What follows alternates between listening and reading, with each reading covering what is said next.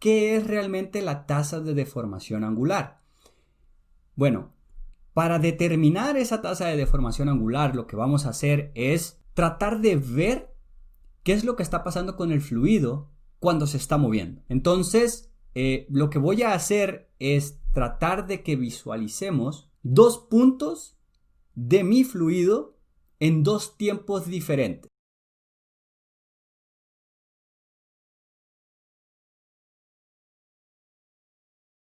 Comenzamos entonces trazando una línea y esto es para, digamos, identificar, si yo fuese capaz de identificar cada molécula en el fluido, entonces yo voy a tomar primero una fotografía en un tiempo igual a cero. En un tiempo igual a cero yo tomo una fotografía y identifico, marco dos moléculas de fluido, una que está adherida a la placa fija y otra que está adherida a la placa móvil. Vamos a asumir que yo soy capaz de identificar realmente cuáles son esas. Y por simplicidad entonces voy a tomar las que se encuentran una por encima de la otra. A una la voy a denominar M, que va a ser la que va a estar en la placa inferior, la que está fija, y a otra la voy a denominar N, que va a ser la que se encuentra adherida a la placa que se está moviendo. ¿Esto por qué? Bueno, básicamente yo sé que la partícula que yo sigo en la placa fija, no importa cuánto tiempo pase, va a permanecer en donde mismo. Sin embargo, la partícula que está en la placa que se está moviendo, entonces pasado cierto tiempo se va a desplazar junto con la placa y eso hace que todo el fluido se deforme, es decir, se mueva. Ellos están jalando a las placas de abajo, a las capas de fluido de abajo y se crea una deformación en él. Entonces yo voy a poder tener el ángulo de deformación a partir de seguir a estas dos partículas que se encuentran ahí. Dejamos pasar entonces cierto tiempo de t y tomamos otra fotografía y vemos dónde es que están esas partículas que nosotros estábamos siguiendo.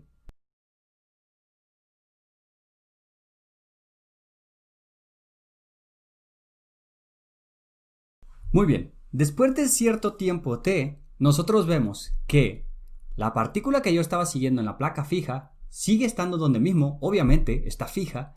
Sin embargo, la partícula que estaba siguiendo, que está en la placa móvil, entonces se movió junto con la misma placa y se encuentra desplazada cierta cantidad en dirección de donde se está moviendo la placa móvil. Ahora, podemos observar aquí que yo tengo un triángulo. Entonces tengo un triángulo formado por N, M, N'.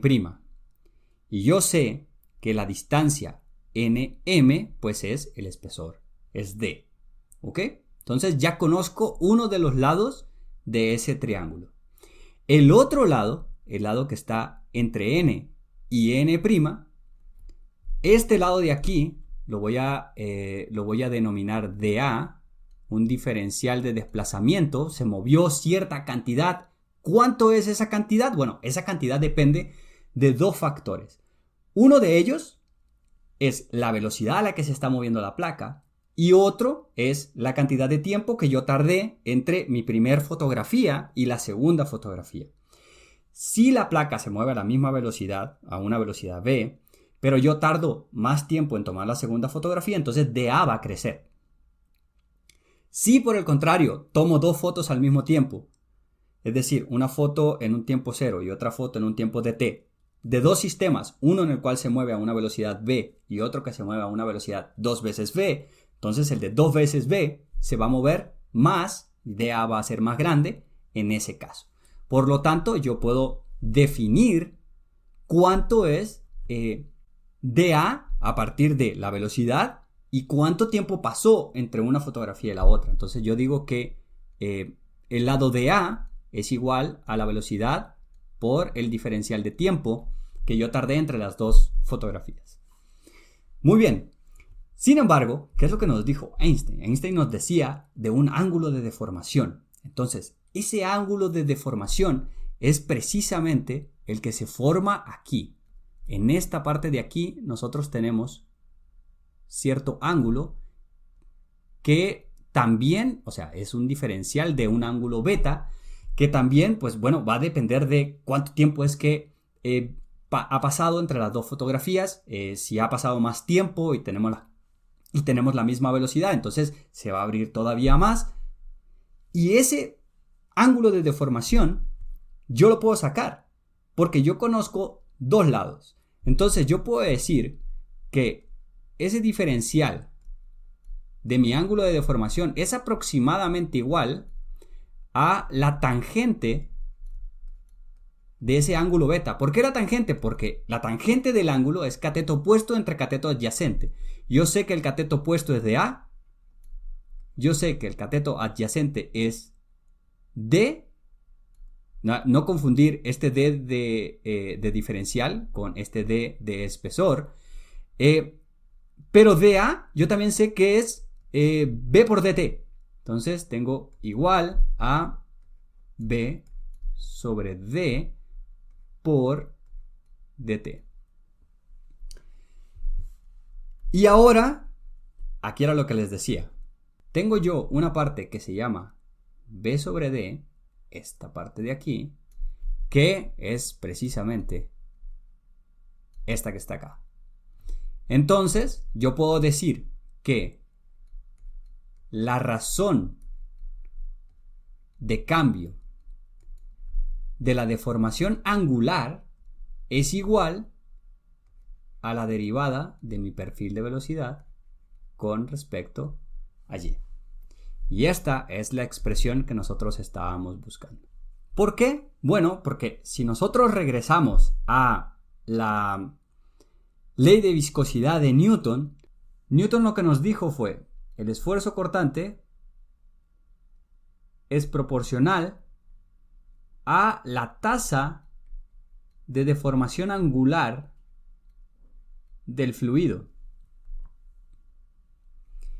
Pero yo sé que d beta sobre dt, entonces también lo puedo expresar como función del perfil de velocidad, algo mucho más sencillo de encontrar. De hecho, a nosotros esta expresión de aquí es muy sencilla de encontrar. Sin embargo, cómo es que cambia el ángulo de deformación con respecto al tiempo, no es tan trivial. Entonces, nosotros podemos reescribir esta ecuación y decir que la proporcionalidad de el esfuerzo cortante va con relación al cambio en el perfil de velocidad con respecto a y, al espesor que nosotros tenemos entre las dos placas. Ahora, para fluidos newtonianos, un fluido newtoniano, esa constante de proporcionalidad es precisamente la viscosidad. Ya no nos lo había dicho Newton en su expresión, de que si yo tengo entonces el esfuerzo cortante es proporcional a la viscosidad, y en lugar de decir la tasa de deformación angular, lo que yo digo es el perfil de velocidad con respecto a y. ¿Por qué es esto importante? Bueno, si yo quisiese solucionar este problema que yo tengo aquí, en el cual yo tengo una placa fija y una placa móvil que están separadas cierta distancia d, entre ellas tengo un fluido con una viscosidad μ, y a mí me preguntaran cuánto es la fuerza necesaria que yo tengo que aplicar a esta placa para que se mueva a cierta velocidad v, entonces lo que yo necesito llegar es a una expresión de fuerza. La fuerza entonces es igual al esfuerzo cortante por el área de contacto entre el fluido y la placa.